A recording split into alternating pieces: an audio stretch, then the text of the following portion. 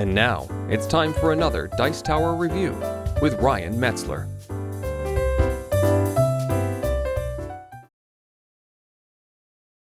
Hey everybody, Ryan Metzler here again, and today we're going to be taking a look at possibly one of the games that I've been most excited to get my hands on for a long time. We're looking at A Few Acres of Snow by Martin Wallace, and this is a two-player game that kind of combines Euro deck building style with maybe some war game and some board game brass type of playing.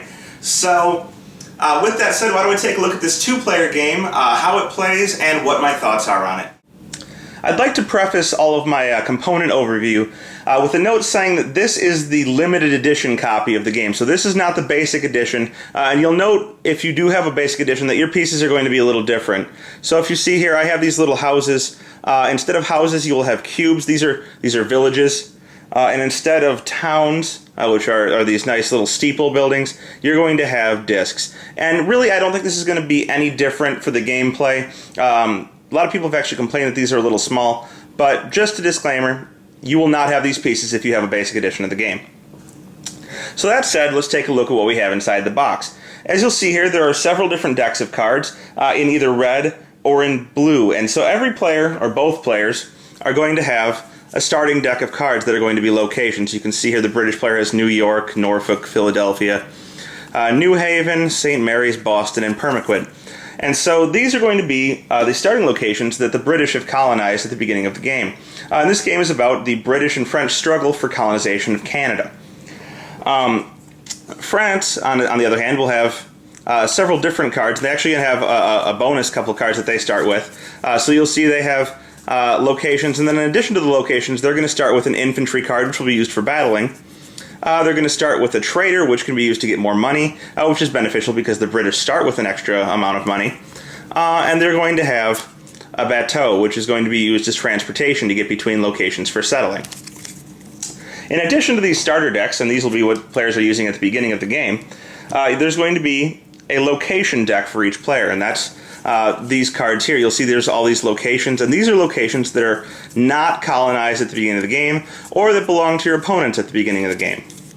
So as you acquire new locations, you'll be putting these cards into your deck, and you'll be getting them on future shuffles. The British have a similar deck. And then you have what's called an Empire deck, which is going to have several different cards in it with different functions. And these are kind of like your cards that you're buying in Dominion if you want to make a comparison.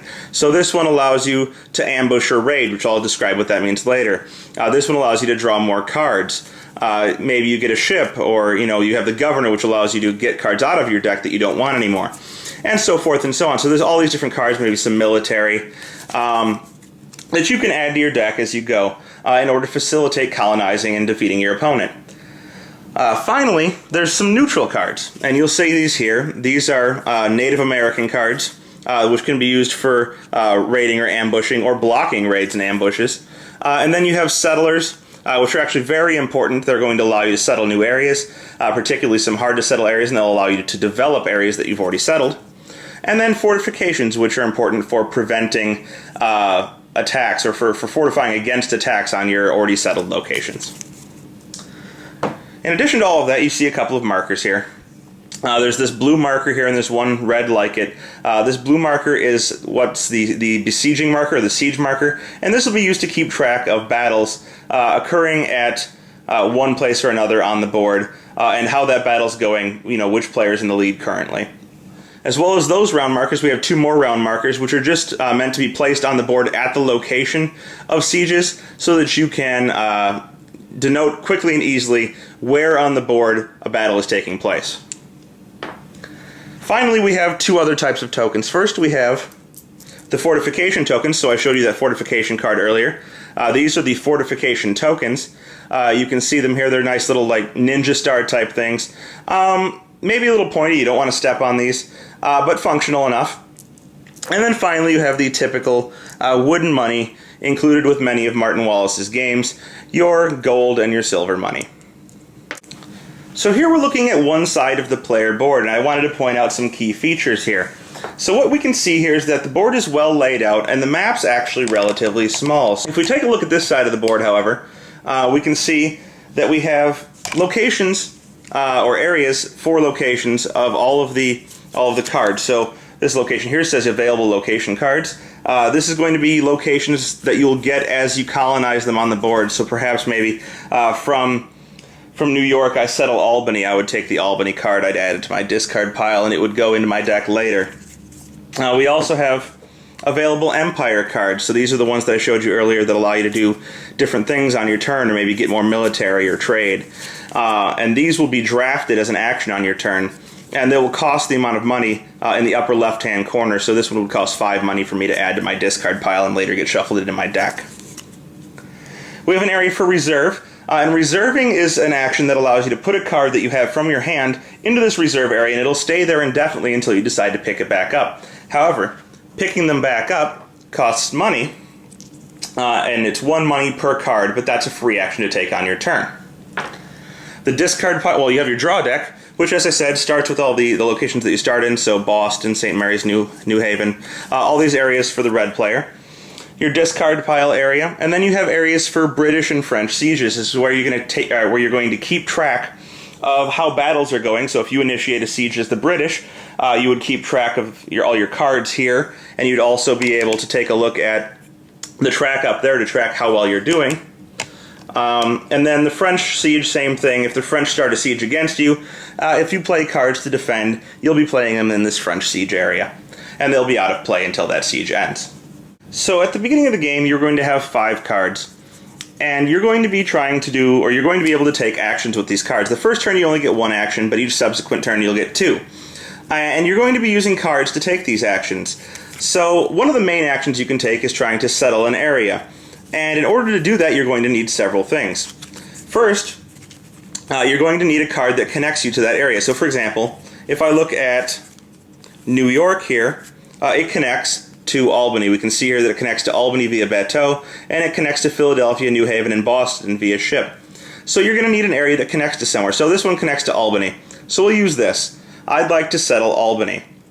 And Albany on the board, which is right here, shows a settler on it. So the first thing I'm going to need is transportation to get there. I need a bateau.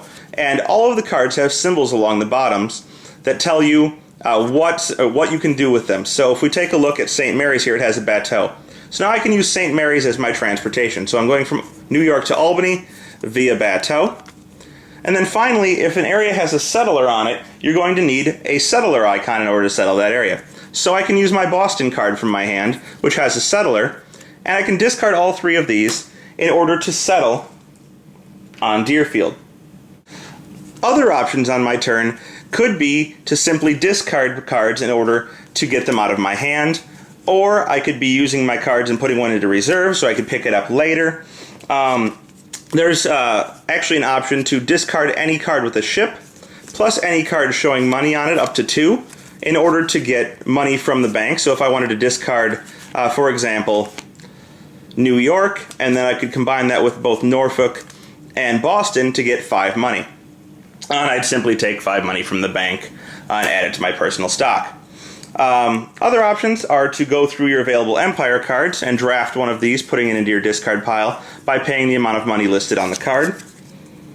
Sieges actually involve military, which I showed you in the location card, or sorry, the Empire cards.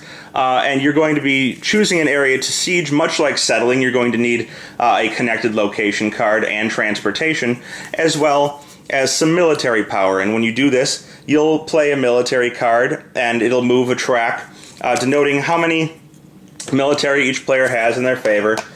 So we'll look at the military track here. And so if the British initiate a siege, they would start, each area has a defense and a inherent defense on the board. So most of them are going to be 1.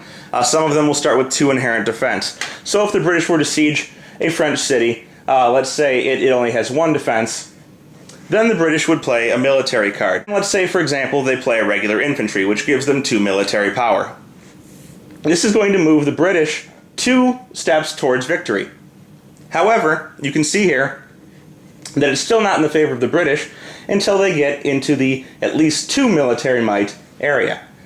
If, at the beginning of a British player's turn, the British siege track shows a success for the British, they're going to win that siege, and they'll take over the area of their opponent, removing their city and having the chance to colonize that city if they have a settler icon on a card in their hand that they can play. However, if the French start their turn and they're already in the lead, then the French would have fought off that siege and prevented the British from taking that area.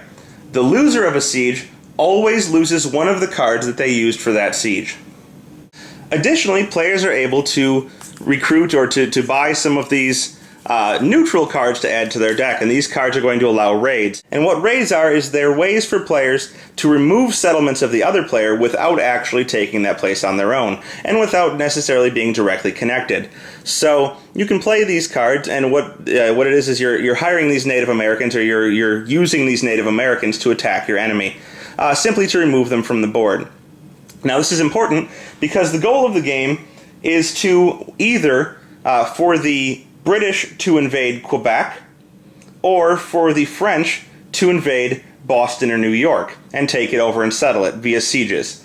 Now, there's another way the game can end, and that's if you manage to place all of one type of your piece on the board. So if you manage to get all of these onto the board, you would end the game and you would count up victory points. Or if somehow you manage to place all of your little houses on the board, you would end the game and count up victory points.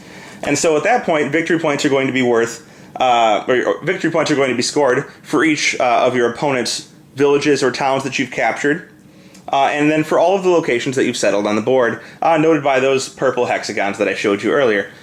Now, what's really unique about this game is that it takes that deck building mechanic that we've seen and uses it for a board game instead of focusing the whole game around just shuffling cards and adding more cards to your deck. So instead of, just monotonously going through and drawing cards and using them again, this one incorporates an area control or a war game type of aspect into it. And that's really interesting. So we actually have deck building used as a mechanic, not as the entire game. So that's a few acres of snow, and I know that this is by no means a comprehensive overview of how the game works, but I wanted to give you a little bit of a general idea for the components. For the general gameplay, using deck building as a mechanic rather than a central focus, and really just show you what the game's all about. If you're a couple maybe that plays two-player games, or you just play a lot of two-player games with your friends, and you like Martin Wallace style of depth, Brass or Age of Industry, Age of Steam, this is a game that you're really going to love. It really does combine what I would call deck building with Euro, with Wargame. It gives you a great feel, plays in a pretty short amount of time, about 90 minutes, and really is just a lot of fun. So, check out A Few Acres of Snow. I think you'll like it. I certainly do. Thanks for joining us today. For more written, audio, and video reviews, as well as the #1 board game podcast, check out the website at www.thedicetower.com. Until then, this is Eric Summerer, and you've been watching The Dice Tower.